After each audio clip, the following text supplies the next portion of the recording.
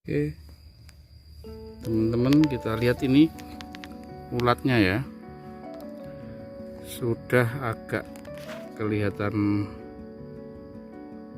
pusing ulatnya. Tadi banyak yang seperti ini, makanya dilihat dari ini ulatnya. Makanya dilihat dari tanaman kita banyak yang lubang-lubang seperti ini karena serangan dari ulat ya. Ini ulatnya sudah mulai bereaksi dengan semprotan kita.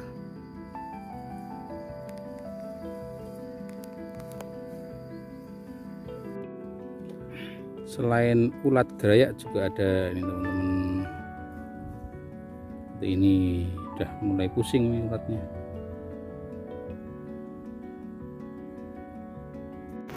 Pagi Pak Samsudin dan Pak Arif, hari ini untuk pagi, semangat pagi. Cabenya kira-kira diaplikasikan apa saja untuk pengendalian apa saja Pak? Hari ini kita aplikasikan yang pertama yaitu bionuklir ya, bionuklir, ekoenzim, sama fungisida sintetis. Oh ya. Kira-kira efektivitas bionuklir itu dan ekoenzim gimana Pak selama penggunaan ini Pak? Kalau dari pertumbuhan kemarin kan kita lihat memang belum ada yang dari tanaman sendiri belum pecah atau keluar apa namanya bunga. Nah, Tapi mulai minggu ini kita aplikasikan, alhamdulillah sekarang sudah muncul bunga yang pertama.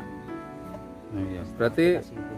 lebih memberikan efektivitas ya untuk ekoenzim ya. Betul, dan sangat ekonomis sekali untuk petani dan mudah untuk membuat bagi petani, bahan murah meriah. Sip, sisanya lampu-lampu ya. Yo, Itu sing rusungin ngene tuh. Engine itu.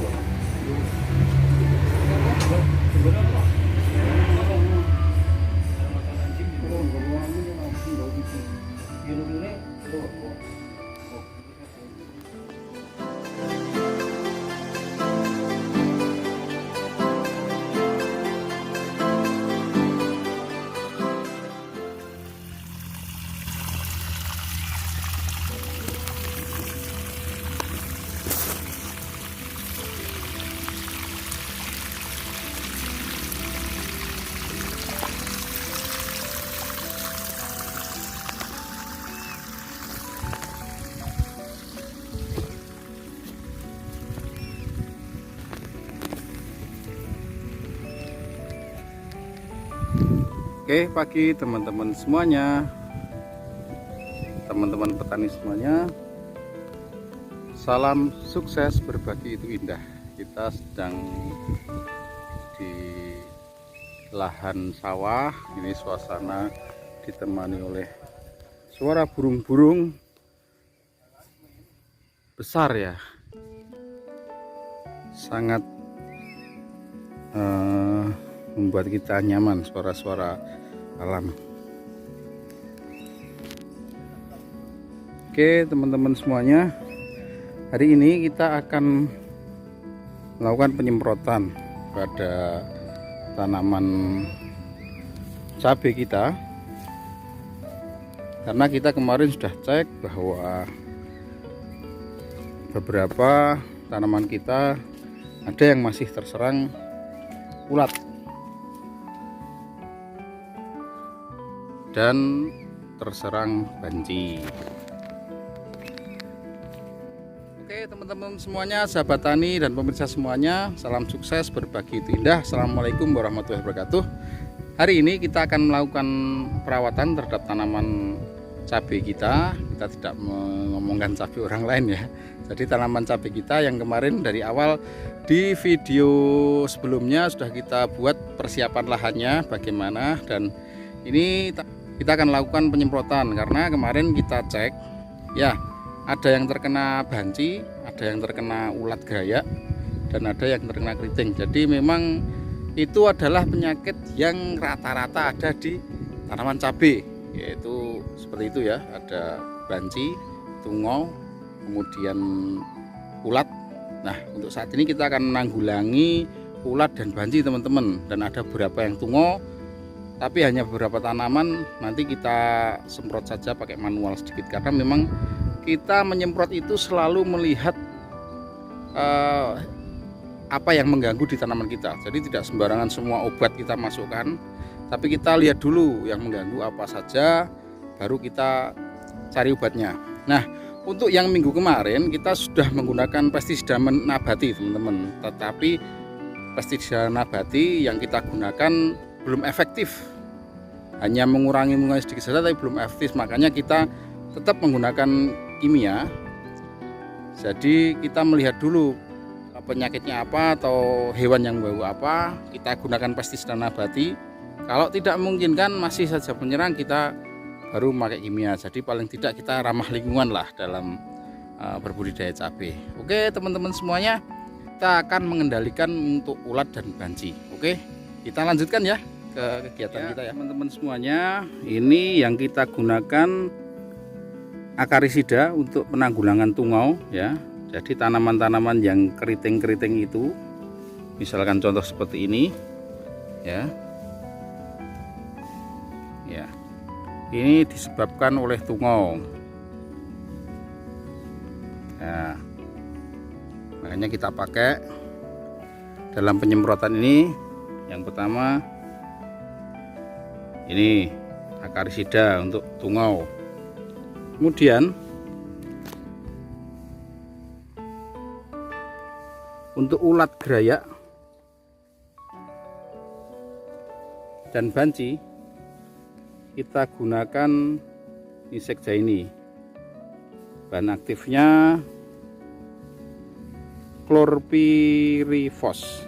Ini di merek-merek lain juga ada yang ada namanya ban-ban, itu dengan bahan aktif ini itu bisa digunakan untuk ulat.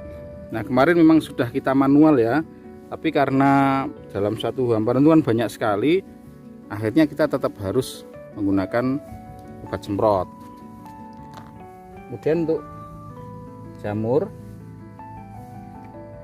penawon jamur, karena memang ini musim hujan, nah kita gunakan ini ya teman-teman semuanya. Fungi jamur kita gunakan sistemik agar bisa masuk ke dalam tanaman,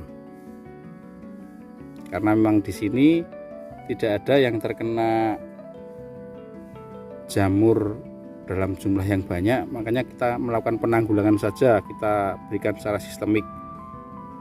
Jadi memang tanaman kita sebenarnya tidak terlalu terkena jamur ya, sehat-sehat semuanya, karena memang ini dirawat dengan baik-baik, dengan betul-betul diawasi. Di tanamannya bagus. Ini sudah mulai fase generatif, sudah mulai mecah pang.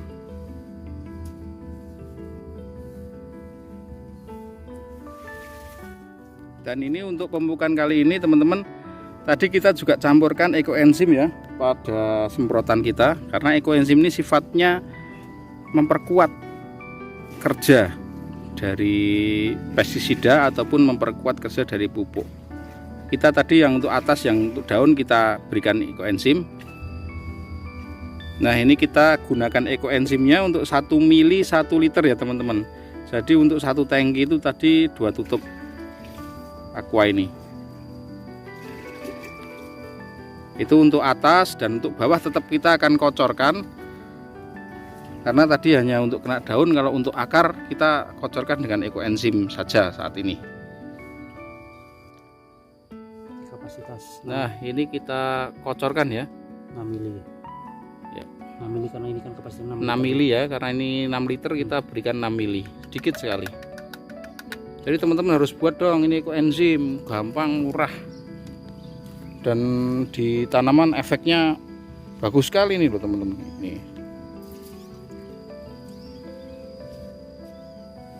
Ini standar penyemprotan ya teman-teman semuanya, harus memakai masker karena yang kita gunakan adalah obat kimia. Jangan sampai nggak pakai masker, kita nyemprot malah balik ke arah kita sendiri, jadi kita yang pusing. Nah itu seperti ini. Semprotnya sebisa mungkin berkabut dan jangan terlalu cepat. Nah, ini yang nyemprot namanya Pak Samsudin. Nah, ini penyuluh di Kecamatan Kajuran. Penyuluh di tempat kita biasa-biasa gitu ya, nggak terlalu ganteng-ganteng banget lah.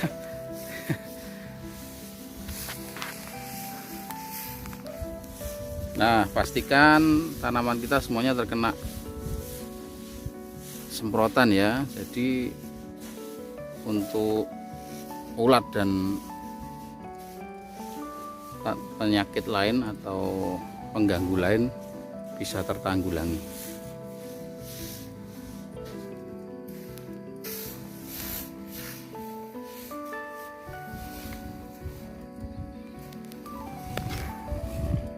Dan jangan lupa, kadang semprotan yang kita gunakan itu juga digunakan untuk menyemprot herbisida. Ini tadi juga barusan untuk menyemprot herbisida. Nah, untuk itu tentunya harus dibersihkan dulu, dipastikan sudah terbilas. Misalkan masih ada sedikit ya enggak apa-apa lah, karena herbisida dalam konsentrasi rendah itu akan menyuburkan tanaman. Tapi tetap dibilas tuh ya. Jadi ada beberapa saran dari kami buat teman-teman semuanya dalam berbudidaya cabai. Itu tidak usah kita bernafsu mengejar terlalu banyak jumlah yang kita tanam teman-teman. Tapi kita harus selalu memperhatikan kemampuan dari diri kita, kemudian memperhatikan kemampuan sumber daya yang ada pada kita.